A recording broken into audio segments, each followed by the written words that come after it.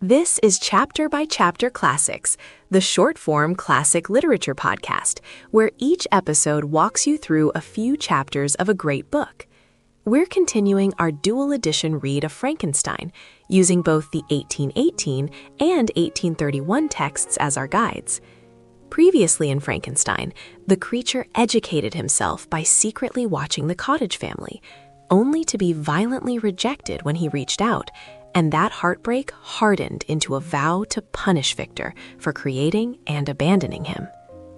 Today's episode covers chapters 17 through 20, where the creature demands a female companion, Victor reluctantly begins a second creation, and then destroys it in fear of what he might unleash. The storyline is the same in both editions, but the 1831 version often leans harder into the language of fate and destiny, while the 1818 text can make Victor's choices feel more clearly his own. We'll note those differences as we trace the ethical questions at the center of this section. Welcome to the Deep Dive. Today we're returning to the dark heart of Mary Shelley's Frankenstein.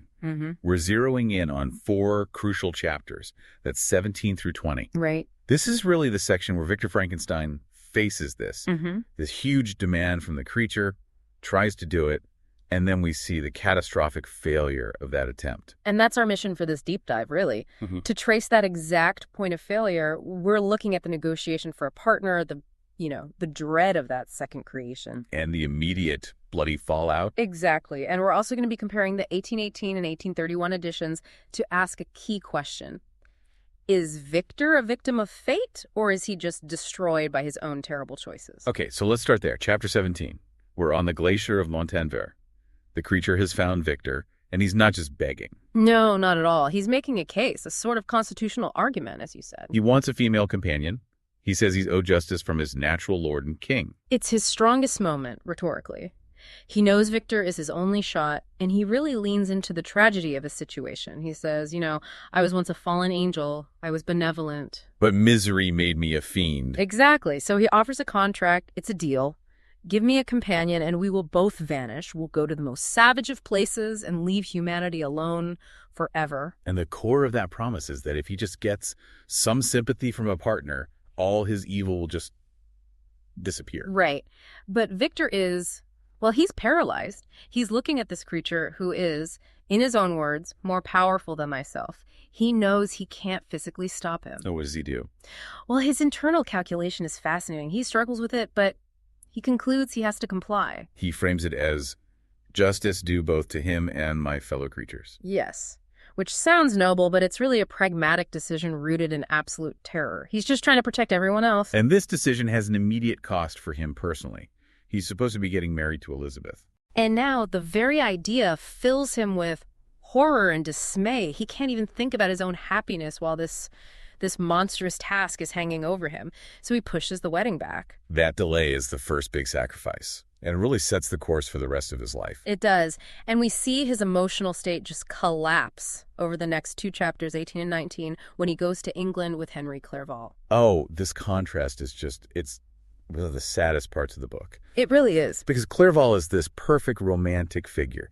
He's alive to every new scene. He's finding joy everywhere. He's pointing out sunrises on the Rhine. Right. He sees London as this voyage of discovery. He's soaking up life. He sees beauty. And Victor sees nothing. He's the complete anti-romantic. Utterly. He calls himself a miserable wretch, haunted by a curse that shut up every avenue to enjoyment. His own secret guilt has basically blinded him to the world. So he drags Clerval across Europe, but he's really just looking for a place to be alone.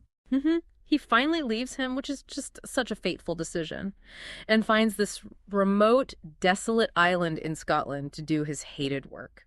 And he starts, and his mind is a total mess. He has this tremulous and eager hope that maybe this will fix everything, that he can finally marry Elizabeth. But it's completely swamped by these obscure forebodings of evil. Yeah, he's building a body, but in his head, he's just running through all the ways this could go horribly, horribly wrong. And this is where we really get into Victor's mind.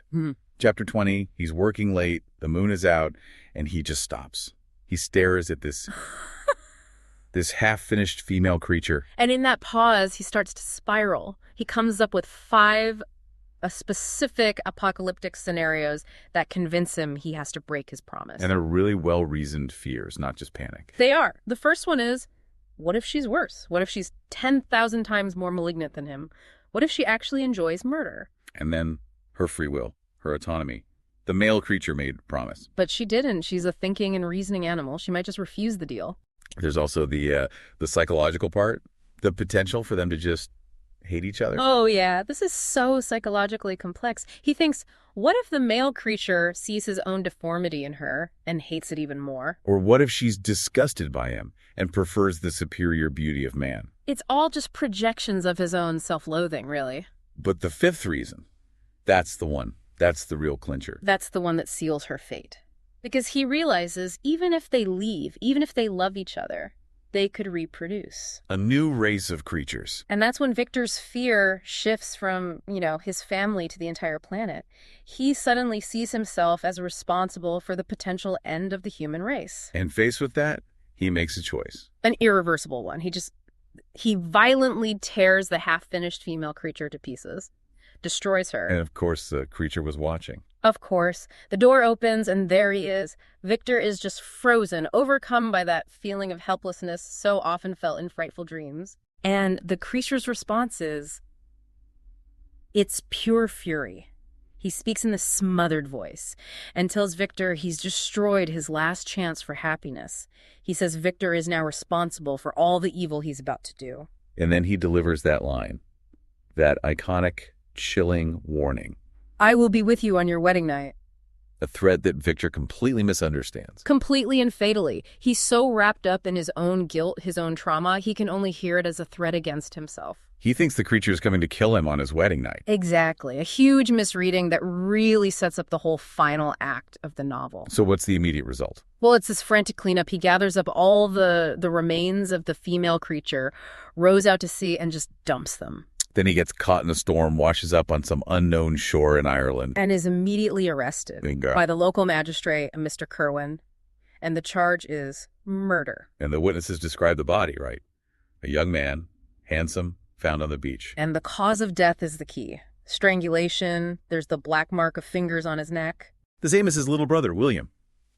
The symmetry is horrifying. It's a direct echo. And when they force Victor to see the body, he just collapses. Because, of course, the victim is Henry Clerval. His best friend. His cheerful, loving companion.